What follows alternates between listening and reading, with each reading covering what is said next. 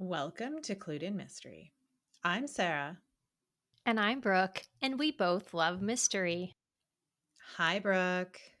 Hi, Sarah. I'm looking forward to discussing with you today another Golden Age mystery author. I am too. And in today's episode, we are going to be speaking about Josephine Tey. Josephine Tey is one of the pen names that was used by Elizabeth Mackintosh. To keep this simple, I will refer to her as Tay, though those closest to her knew her as Beth. She was the eldest of three daughters, born in 1896 to a fruit seller and a teacher in Inverness, Scotland. During much of the First World War, she studied to be a PE teacher and went on to provide fitness classes to factory workers and volunteer as a nurse in a convalescent home. After the war, she taught in England until returning to live with her father in 1923, following her mother's death. It was around this time that she began entering writing contests as Gordon Daviot, and it was under this name that her first mystery novel, The Man in the Queue, was published in 1929. As Daviot, she enjoyed success with plays, though none were as well received as her first one, and only four were ever actually produced during her lifetime. In addition to writing for the stage, using that pen name, Tay also wrote for the screen and radio, as well as wrote several short stories, poetry, and some additional novels. Her second mystery was published in 1937 and was credited to Josephine Tey, as were the rest of her publications in that genre. She appears to have kept her writing personas and her personal life very separate and generally avoided public life. She refused to give interviews, and I hope we discuss this a little bit, Brooke. When Tay died of cancer in 1952, few people even knew that she was sick.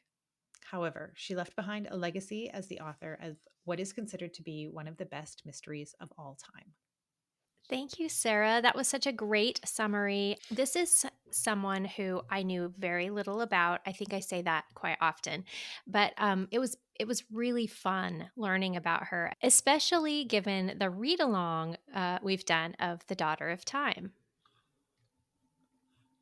Yeah, I didn't know very much about her either. And there were a few interesting things that I learned in my research. So I didn't realize that she had used a couple of pen names.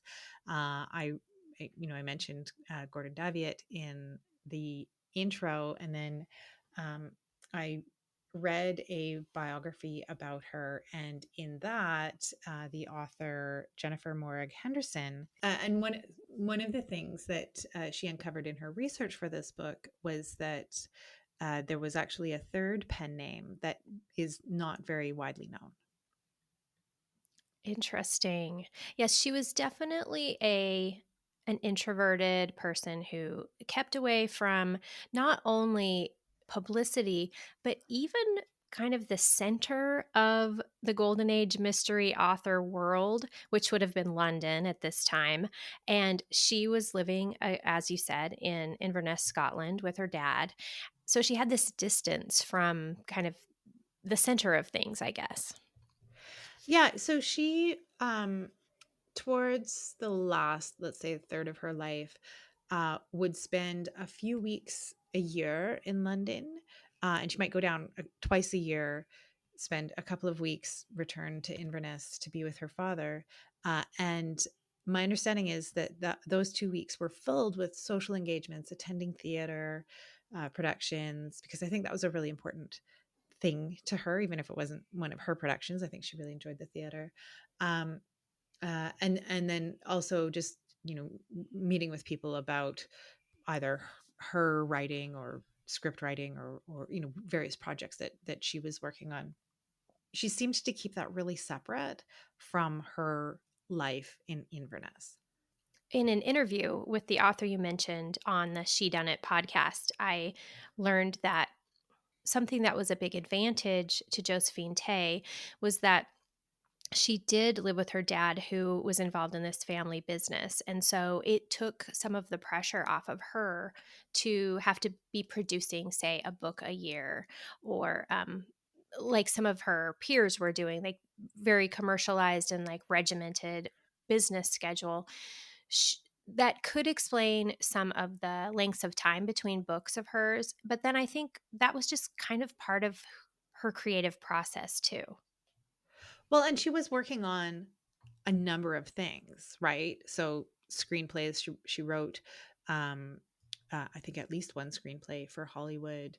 The BBC commissioned her to write radio plays, so she would have been working on a bunch of different projects, and I think there was a gap in um, what she produced during the Second World War, which is understandable because there was a lot going on. But you mentioned, other Golden Age authors. So her first mystery came out in 1929, and that was really a prime time for mystery, right? Agatha Christie's Roger Ackroyd had come out in 1926. Dorothy Sayers had released a couple of books in the Lord Peter Wimsey series by then. So it was a vibrant time for mystery authors, and that book, The Man in the Queue, is very readable in the 21st century. That's right. That was like a pivotal time, and precisely the time that the Detection Club comes to be founded. Um, Now, Tay was not a member of the club. Is that right, Sarah?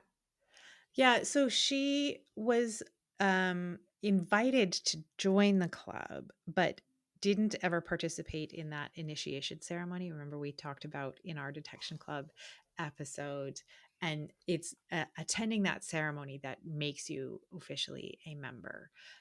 So her biographer did uncover letters exchanged between her and Dorothy L. Sayers, with Sayers inviting Tay to join the club. And I think Tay was quite pleased to have been invited. This was towards the end of Tay's life, and she just did not end up ever having the opportunity to participate in that initiation event, and so never formally joined the club. Oh, that's very sad. In fact, the end of her life is quite sad because she was really kind of getting her feet under her in the mystery world. She had been quite successful as a playwright, it seems. I mean, you did mention she only had 4 plays performed, but her name was known as a playwright. But it is just sad that she didn't have more time to explore, the world of the mystery genre that she was writing in. Yeah, so you're right about her success as a playwright. So her first play had a year-long run, and was quite popular, and kind of started the careers of a couple of the performers in it. So she was, I think, very well respected as a playwright. But you're right. If you kind of think about um, her career, the first part was the short stories, and with the exception of that one mystery in 1929, um, really wasn't mystery wasn't her focus. So it was almost a decade later before she published another mystery, and then it was really after the war that I think she found that momentum. The Daughter of Time, I think, was published in 1951, as we talked about in the read along. um, that is considered to be one of the best mystery novels of all time. And that was published shortly before she died. So you have to imagine that she had more that she could have produced had she lived longer. Absolutely. Yeah. You mentioned the 1937, that was A Shilling for Candles. And I loved learning that that was adapted by Alfred Hitchcock for his film Young and Innocent. And, he was known for not really liking whodunits because he did a completely opposite thing in his movies, which was to tell the audience more than the characters knew. And that builds that really agonizing suspense and psychological tension. But I think it says a lot about his choice to adapt Tay's work. because think in some ways her mysteries did lean towards more of that thriller and character driven suspense more than just the black and white puzzle mystery. Yeah, I would agree. So I've read The Man in the Queue, and we read together The Daughter of Time. And those are two different books, because in The Daughter of Time, her detective Grant doesn't leave his bed, right? And he's investigating a historical mystery. In The Man in the Queue, it's a more traditional detective story. He's in meeting with suspects, and there's a chase. But it really isn't until the very end that um, that the solution is revealed. And I think she did it in a very clever way. And I won't I won't reveal it, because I do think it's worth a read. Like I said, it's very accessible to readers in the present day. Hmm. Interesting that we mentioned The Daughter of Time and Alfred Hitchcock in the same conversation, because we noticed that there was a big similarity in The Daughter of Time. Our main character is laid up in bed and unable to get out and about, which is very similar to one of Alfred Hitchcock's famous movies, Rear Window, where, of course, the character is laid up in bed and is has to resort to telephoto lenses and binoculars. So there are some similarities there. I think that they could have really hit it off. Yeah, I don't know if they ever met. I don't think she went to the U.S. Even when her book was adapted by Hitchcock. Well, you mentioned how in The Daughter of Time, it's a very different type of detective story. And Tay did seem to deliberately break some of those fair play rules, didn't she? Um, and I have heard people say that that's why she didn't join the detection club, which we have debunked. We have found the true invitation, but she did it differently than some of the other authors. And I wonder where that came from. You know, she wasn't a classically trained writer, so to speak. Like, she didn't go to school to learn to be a writer. This was something that just kind of grew out of her interests. I don't know. It's a good question, Brooke. You're right. She didn't study to be a writer. But I think writing was always something that she was interested in. Um, And maybe the better way to say it is that she was willing to experiment and have the mystery unfold in different ways. And I find that really interesting about her. yeah, I think that's right. Like, when we talked about The Daughter of Time, it is an unusual mystery, right? In the way that it's told. Um, and but it's still very good. Um, and I will read some more of her books, because I really have enjoyed what I've read so far. Hmm. And you have read more of her books than I have, Sarah. What is, because The Daughter of Time doesn't give us a regular picture of Inspector Alan Grant, what kind of a character is he? Like, how does he compare to Lord Peter Wimsey or some of the other Golden Age sleuths? So he is independently wealthy, but that's because he's inherited some money. So it's not, where Whimsy has grown up in the establishment, if you will. I don't think that that's the case for Grant, but he is described as being very dapper. And I think, he's an attractive detective.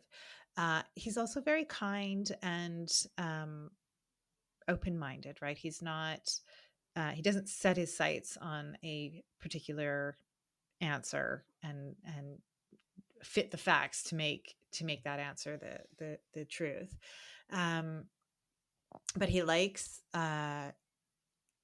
he likes good food.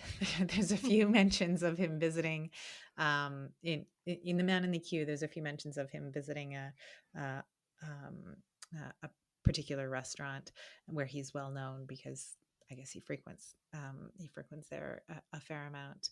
Um, but yeah, he's well dressed and I think well liked as a detective. Oh, that's great. We've said before that you can see some of the author in their sleuth. And so I think that tells us a little bit about Tay as well. I think that's true. And I think the other thing that I would mention, and we see this in The Daughter of Time, um, but I think it's also mentioned in The Man in the Queue, that he is known for being very uh, astute at being able to look at someone and from their face, make a judgment about who their character. Yeah, I like that about him in that story. Well, Sari, did you learn anything about the way Josephine Tey did her writing or her schedule or anything like that?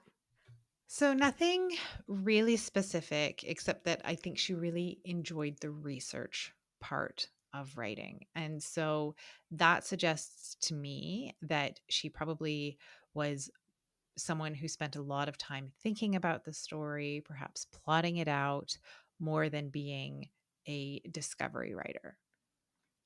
Interesting. Yeah, that would make sense to me for someone who really likes the research. And I can see that about her in the little bit I've read of her work. I can see that she would like to learn and research her stories. I will mention as well that I read a book from a series written by Nicola Upson, who has Josephine Tey as her sleuth. So this is a series of mysteries. They're not cozy. Um, Certainly, the one that I read was quite dark. But she has Josephine Tey as the sleuth and has her as this person who has quite a social life. The theater plays a role in the one story that I read. So I think she's honoring that truth of Josephine Tey's life, that theater was really important to her, um, and I I really enjoyed that book. I'll probably read at least a few more in that series as well. Oh, that's wonderful. I'm putting it on my list. And even though Josephine Tey's creative life was cut too short, I'm happy to hear that other writers are, helping her live on in the literary world. So what I liked about the book by Nicola Upson that I read is that she has, I think, imagined a slightly different life for Josephine Tey that is perhaps a little bit more affording her a little bit more time for those creative pursuits that she might not have actually had. So it would be interesting if we ever get the opportunity to have her on and talk to her about that. Oh, that sounds great, Sarah. Well, Brooke, it has been a lot of fun to discuss the life of Josephine Tey, a Golden Age author, even though she wasn't a member of the Detection Club.